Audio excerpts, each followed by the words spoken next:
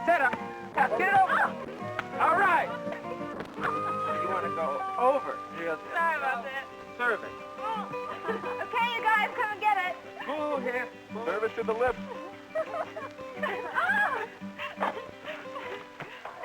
You almost lost the game for us. Now, Susan, you have to be the worst volleyball player I've seen in my whole life. And you have to be the biggest glutton I ever saw in mine. You're going to pay for that. Is this Coke mine? Yeah. These legs are yours, too. Hey, send me a leg. Yeah, I'm going to. Right here.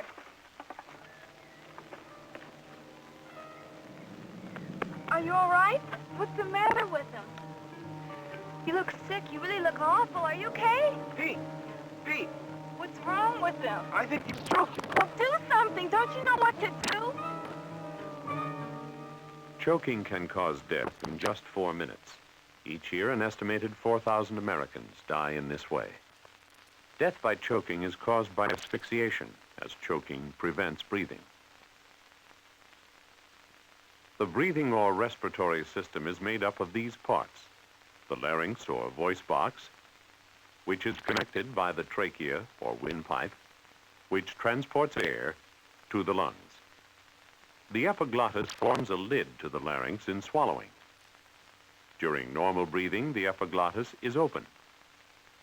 During swallowing, it closes to prevent food from going into the windpipe as the food passes down the esophagus to the stomach. Choking occurs when a piece of food, candy, or even a plastic object presses down on the epiglottis, keeping it closed, or gets under the epiglottis. It thus blocks the top of the windpipe so air cannot rise. The piece of food acts like a cork in a bottle, and air cannot reach the lungs or get out. The victim cannot breathe, and this prevents him from speaking.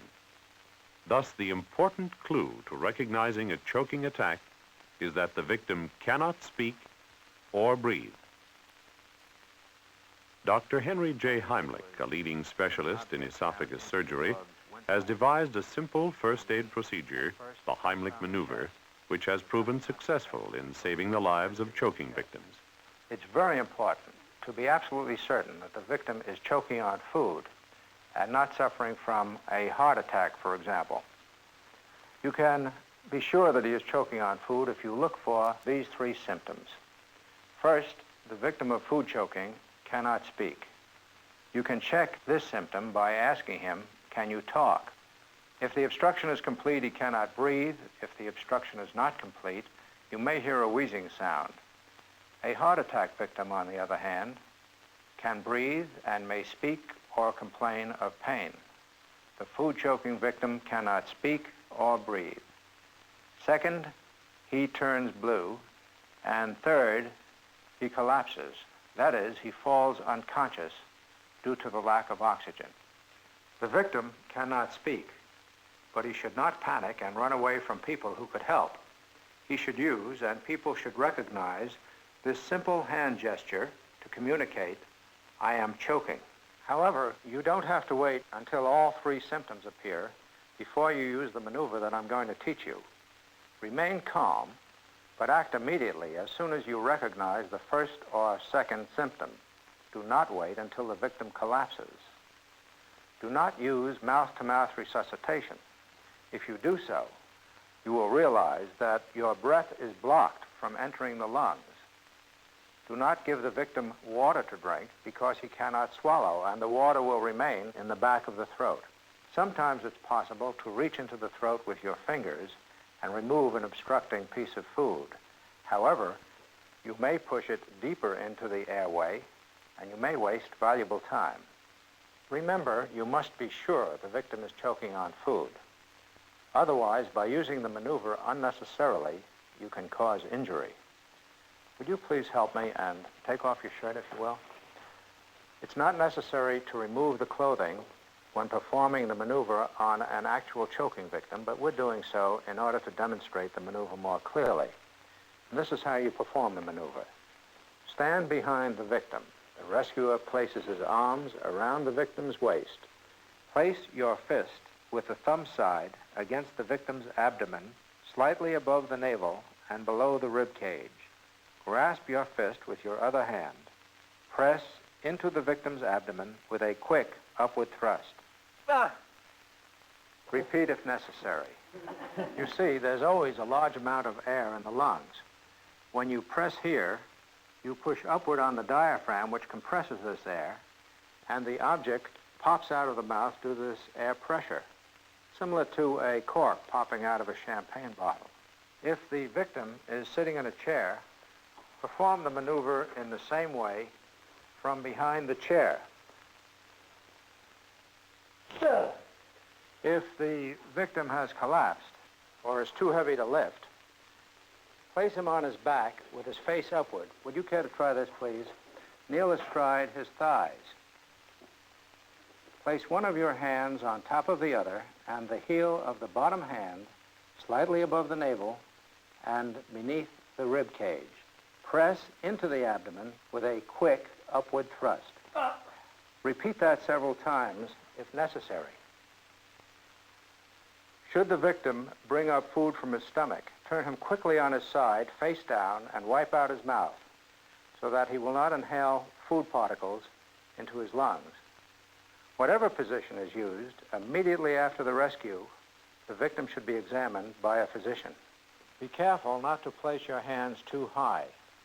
Your hands should always be below the rib cage.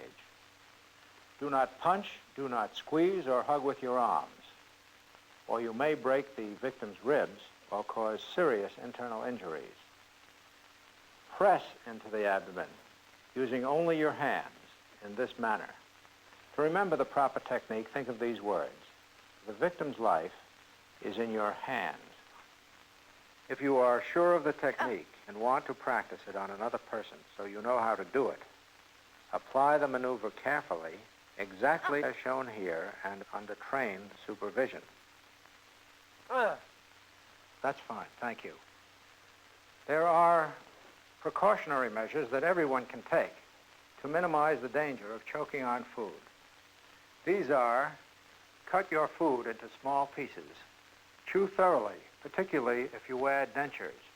On the other hand, things that increase the possibility of choking on food are laughing and talking while eating, consuming large amounts of alcohol, and children who run around with food or candy in their mouths. But when a person does choke, the same techniques are used for men, women, and children. Children as young as 9 months of age have been saved, but of course you must use much less pressure on children than on adults. Whatever the age of the victim, a strong rescuer should limit the amount of pressure he uses, using reasonable restraint. Excuse me, doctor. What if from an older person, say someone 75, 80 years old, what would he or she do? If you two will come up, I'll show you. The victim is best on his back if the, yes, please. If the rescuer is an older person, a slight woman, or a child. And the reason for this is that in this position, the pressure applied depends on the weight of the rescuer rather than a strength. A pregnant woman should not rehearse or practice the maneuver. However, it should be used to save her life if she's choking, of course. A person who chokes when he or she is alone can press his own fist into his abdomen or roll against the back of a chair or the edge of a sink. The effect is the same as when a rescuer applies the pressure. There is always air in the lungs, and the quick thrust applied just below the diaphragm forces the diaphragm upward. This movement compresses the air in the lungs and pops the piece of food from the windpipe like a cork.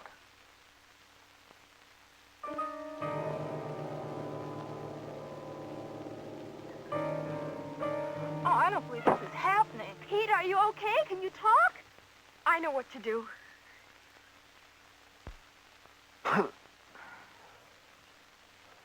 Oh, that was really scary. That was awful. Will you be all right? Yeah, I'm okay now. I think we still better get you to the doctor. Judy.